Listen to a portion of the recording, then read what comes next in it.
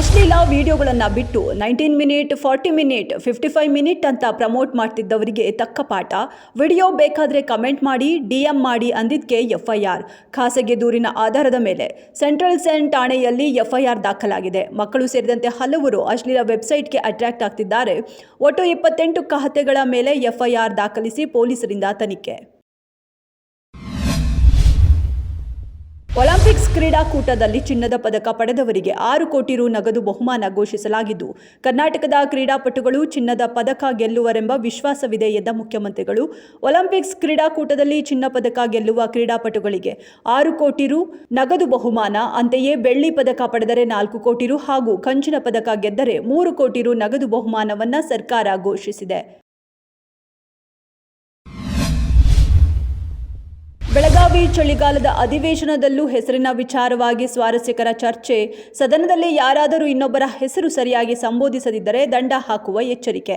ಕಲಾಪ ವೇಳೆ ಶಾಸಕ HD ತಮ್ಮಯ್ಯರನ್ನ ಪ್ರಿಯಾಂಕ್ ಖರ್ಗೆ ತಿಮ್ಮಯ್ಯ ಎಂದು ಸಂಬೋಧಿಸಿದ್ರು. ಆಗ ಪ್ರಿಯಾಂಕ್ ಖರ್ಗೆ ಅವರದ್ದು ಬಿಡಿ ಸಭಾಧ್ಯಕ್ಷರೇ, ನನ್ನ ಹೆಸರನ್ನು ನೀವು ಪ್ರಿಯಾಂಕಾ ಬದಲು ಪ್ರಿಯಾಂಕ್ ಅಂತಾನೆ ಕರೀರಿ, ಇಲ್ದಿದ್ರೆ ಎಲ್ಲ ನನ್ನ ಜೆಂಡರ್ ಚೇಂಜ್ ಮಾಡ್ತಾರೆ ಅಂದ್ರು. ಆಗ ಇಡೀ ಸದನ ಕೆಲಹೊತ್ತು ನಗೆಗಡಲಲ್ಲಿ ತೇಲಿತ್ತು. ಭಾರತೀಯ ನೌಕಾಪಡೆಗೆ ಸಂಬಂಧಿಸಿದ ರಹಸ್ಯ ಮಾಹಿತಿಗಳನ್ನು ಪಾಕಿಸ್ತಾನಕ್ಕೆ ರವಾನಿಸಿದ ಪ್ರಕರಣದಲ್ಲಿ 3ನೇ ಆರೋಪಿಯ ಬಂಧನ.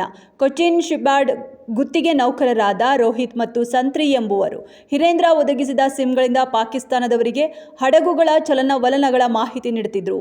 ಪೊಲೀಸ್ ತನಿಖೆಯ ಪ್ರಕಾರ ಹಿರೇಂದ್ರ ಹಣ ಪಡೆದು ರೋಹಿತ್ ಹಾಗೂ ಸಂತ್ರಿಗೆ ಪಾಕಿಸ್ತಾನದಲ್ಲಿರುವ ವ್ಯಕ್ತಿಗಳಿಗೆ ಭಾರತೀಯ ನೌಕಾಪಡೆಗೆ ಸಂಬಂಧಿಸಿದ ಗೌಪ್ಯ ಮಾಹಿತಿಗಳನ್ನು ರವಾನಿಸುತ್ತಿದ್ದರು.